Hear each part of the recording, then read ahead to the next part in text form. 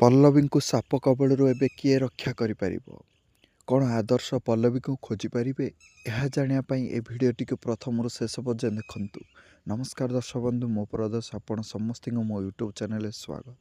ଦର୍ଶକ ବନ୍ଧୁ, ମାୟା ଓ ମମତା ସିରିଏଲରେ ଆପଣମାନେ ଦେଖିଥିବେ, ପଲ୍ଲବୀ ରାସ୍ତାରେ ଚାଲି ଚାଲି ଯାଉଥିବା ସମୟରେ ହଠାତ୍ ସେ ହେମନ୍ତ ତାଙ୍କ ଗୁଣ୍ଡାଙ୍କ ସହିତ ଗାଡ଼ି ଆଣି ପଲ୍ଲବୀଙ୍କୁ ଧକ୍କା କରିଦେଉଛି। ଆଉ ପଲ୍ଲବୀ ସେଠାରେ ପଡ଼ିଯାଉଛନ୍ତି, ବେହୋସ ହୋଇଯାଉଛନ୍ତି। ଏହାର ସୁଯୋଗ ନେଇ ସେ ହେମନ୍ତ ପଲ୍ଲବୀଙ୍କର ମୋବାଇଲ ଖୋଲି ସେ ଶମ୍ଭୁ ନାୟକକୁ ମେସେଜ୍ କରୁଛି ଦେଖା କରିବା ପାଇଁ। ଆଉ ଏପଟେ ଆଦର୍ଶ ବହୁତ ଭାଙ୍ଗି ପଡ଼ୁଛନ୍ତି, ଆଉ କନେଷ୍ଟବଳଙ୍କୁ ଫୋନ୍ କରି ପଲ୍ଲବୀଙ୍କୁ ଖୋଜିବା ପାଇଁ ଯାଉଛନ୍ତି। ପଲ୍ଲବୀଙ୍କୁ ବାରମ୍ବାର ରିଙ୍ଗ କରିବା ପରେ ମଧ୍ୟ ପଲ୍ଲବୀ ମୋବାଇଲ ରିସିଭ୍ କରୁନାହାନ୍ତି। ସେ ଗୁଣ୍ଡାମାନେ ଜଙ୍ଗଲ ଭିତରେ ପଲ୍ଲବୀଙ୍କୁ ରଖିଥିବା ସମୟରେ ଆଦର୍ଶ ଗାଡ଼ି ଧରି ଆସୁଛନ୍ତି ହାରି। ଏହା ଦେଖି ସେ ଗୁଣ୍ଡାମାନେ ସେଠାରେ ପଲ୍ଲବୀଙ୍କୁ ଛାଡ଼ି ଚାଲି ଯାଉଛନ୍ତି।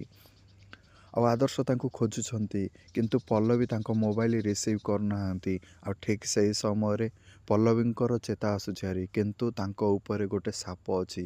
ଆଉ ମୋବାଇଲ ରିଙ୍ଗ ହେଉଛି, କ'ଣ କରିବେ କିଛି ବୁଝିପାରୁନାହାନ୍ତି। ଆଦର୍ଶ ବହୁତ ଭାଙ୍ଗି ପଡ଼ୁଛନ୍ତି। ଆଉ ଏପଟେ ପଲ୍ଲବୀ ସାପକୁ ଦେଖି ବହୁତ ଡରି ଯାଉଛନ୍ତି। କ'ଣ କରିବେ କିଛି ବୁଝିପାରୁନାହାନ୍ତି। ମୋବାଇଲ କେମିତି ରିସିଭ୍ କରିବେ? ଦର୍ଶକ ବନ୍ଧୁ, ଏବେ କ'ଣ ହେବ? କ'ଣ ପଲ୍ଲବୀ ସେ ସାପ କବଳରୁ ବଞ୍ଚିପାରିବେ? ଆଉ ଆଦର୍ଶ ପଲ୍ଲବୀଙ୍କୁ ଖୋଜିପାରିବେ? ଏହା ଜାଣିବା ପାଇଁ ଆଗାମୀ ନିଶ୍ଚିନ୍ତ